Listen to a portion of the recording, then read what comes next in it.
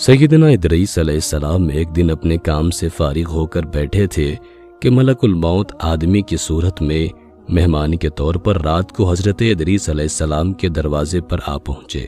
حضرت ادریس علیہ السلام ہمیشہ روزہ رکھنے والے انسان تھے۔ جب شام ہوتی افطار کے وقت آپ کا کھانا جنت سے آتا، جس قدر چاہتے کھا لیتے، باقی کھانا پھر جنت میں چلا جاتا۔ اس دن کا کھانا جب آیا تو حضرت ادریس علیہ السلام نے وہ کھانا اس مسافر کو پیش کر دیا، لیکن مسافر نے کچھ نہ کھایا اور قدم پر قدم رکھ کر عبادت کرتا رہا۔ حضرت ادریس علیہ السلام ان کا یہ حال دیکھ کر بہت متاثر ہوئے کہ یہ کون شخص ہے۔ اگلے دن حضرت ادریس علیہ السلام نے ان سے کہا، اے مسافر، تو میرے ساتھ چل کر خدا کی قدرت جنگل میں جا کر دیکھ۔ تب دونوں بزرگ گھر سے میدان کی طرف نکل پڑے۔ چلتے چلتے گیہوں کے کھیت میں جا پہنچے۔ موت کے فرشتے نے کہا کہ چلو چند گوشے گیہوں کے لے کر دونوں کھاتے ہیں۔ حضرت ادریس علیہ السلام نے فرمایا، عجیب بات ہے، رات کو تو نے حلال کھانا نہ کھایا، اب حرام کھانا چاہتا ہے۔ یہ وہاں سے دونوں بزرگ دوسرے باغ میں پہنچے اور وہاں بھی انگور کو دیکھ کر حضرت اسرائیل علیہ السلام نے کھانے کا ارادہ فرمایا۔ حضرت ادریس علیہ السلام نے فرمایا کہ خیر کی ملکیت میں تصرف حرام ہے۔ پھر جاتے جاتے ایک بکری دیکھ کر حضرت اسرائیل علیہ السلام نے کھانے کا ارادہ کیا۔ حضرت ادریس علیہ السلام نے کہا کہ بیگانے کی بکری کو ذبح کر کے کھانا منع ہے۔ اس طرح 3 روز تک دونوں آپس میں گفتگو کرتے رہے۔ جب حضرت ادریس علیہ السلام کو لگا کہ یہ شخص انسان نہیں معلوم ہوتا، یہ کون شخص ہے، اور فرمایا کہ خدا کے واسطے ظاہر تو کر کہ تو کون ہے۔ مسافر نے کہا کہ میں اسرائیل علیہ السلام ہوں۔ حضرت ادریس علیہ السلام نے فرمایا کہ سب مخلوقات کی جان تم ہی نکالتے ہو۔ انہوں نے کہا کہ ہاں۔ ادریس علیہ السلام نے فرمایا، تم شاید میری جان قبض کرنے آئے ہو۔ انہوں نے کہا، نہیں، میں تو تمہارے ساتھ خوش طبعی کرنے آیا ہوں۔ حضرت ادریس علیہ السلام نے کہا کہ 3 دن سے تو میرے ساتھ ہے، کیا اس وقت بھی تو نے کسی کی جان قبض کی ہے؟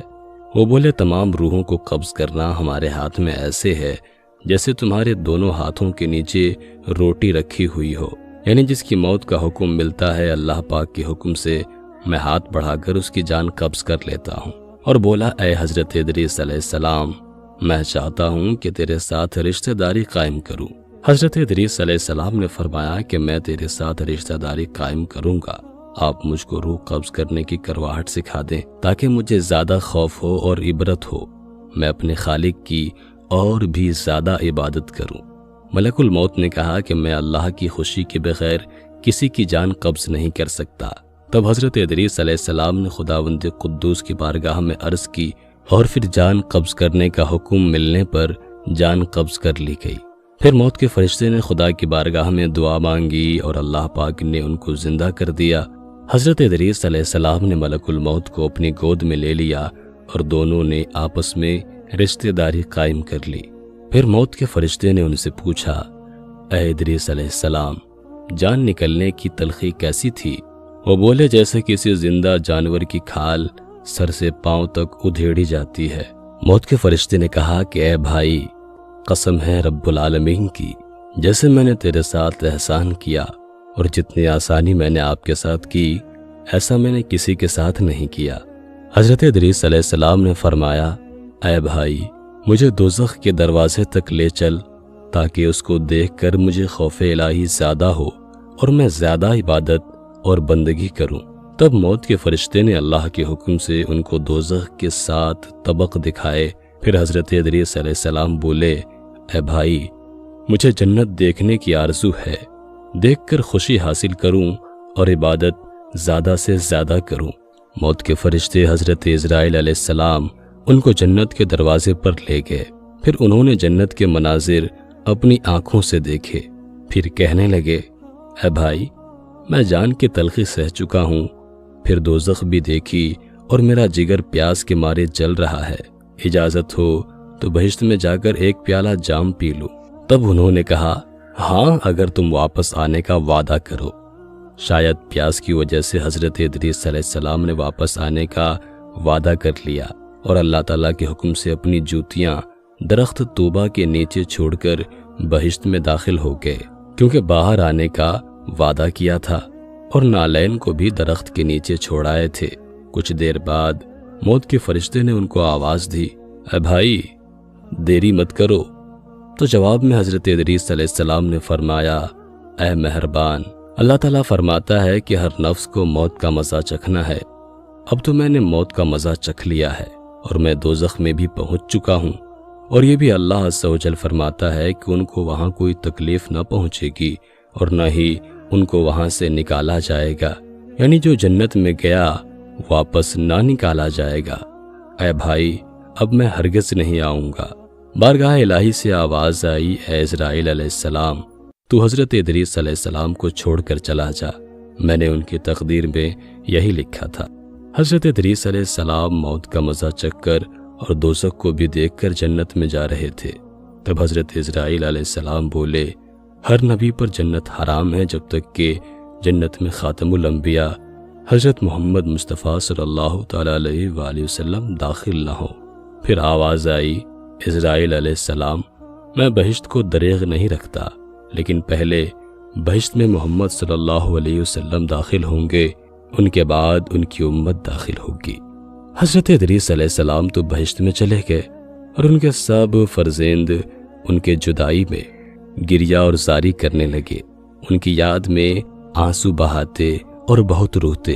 ایک دن ابلیس ان کے پاس آیا اور کہا کہ تم رویا مت کرو، میں تمہارے باپ کسی ایک صورت بنا دیتا ہوں، تم اس کو دن رات دیکھنا اور پوجنا، اس سے تمہارا سب درد اور دکھ ختم ہو جائے گا اور تب تم سب خوش رہو گے۔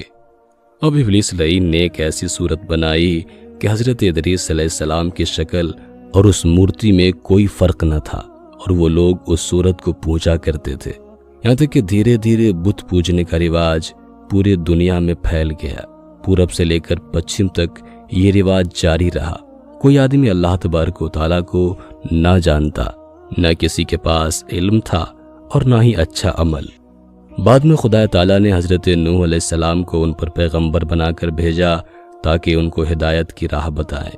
اللہ پاک ہم سب کو نیک عمل کرنے کی توفیق عطا فرمائے۔ انبیاء کرام علیہم السلام کے بتائے گئے راستوں پر چلنے کی توفیق دے اور ایمان پر خاتمہ نصیب فرمائے۔ امید کرتے ہیں کہ آج کی ویڈیو آپ کو بے حد پسند آئی ہوگی۔ ویڈیو کو لائک کرنے کے ساتھ ساتھ دوستوں کے ساتھ شیئر بھی ضرور کیجیے گا۔ اپنا اور اپنے پیاروں کا بہت سارا خیال رکھیے گا۔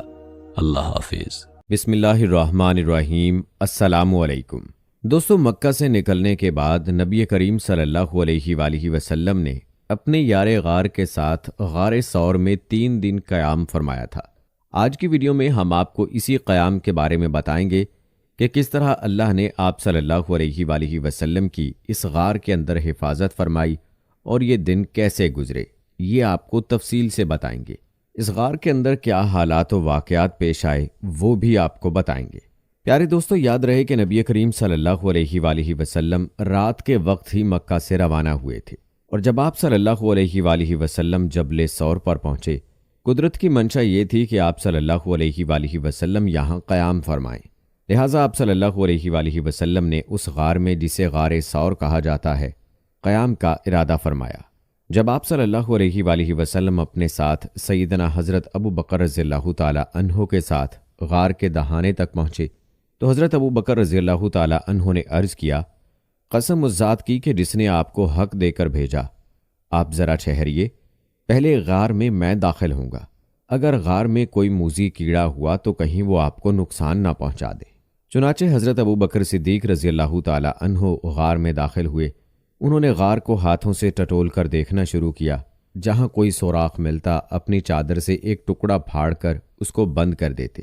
اس طرح انہوں نے تمام سوراخ بند کر دیے، مگر ایک سوراخ رہ گیا، اور دوستوں کہتے ہیں کہ اسی سوراخ میں سانپ تھا۔